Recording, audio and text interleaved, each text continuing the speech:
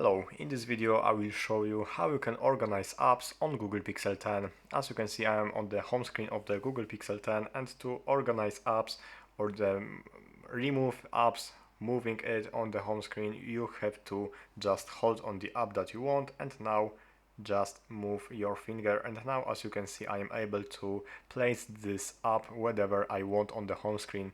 You can also change the page by going to the edges, and now as you can see I'm able to switch the pages.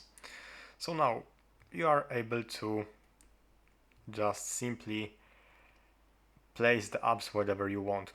Also, you can create folders by holding the app and connect it with another app that you want to have in this folder, and now when you are release your finger, as you can see, this is the app folder. You can also add the additional apps to this folder by doing the same way, holding on the app that you want to add to this folder and connect it with this folder. You can also remove apps from the home screen by holding on the app, and now just simply drag it to the top to remove the app.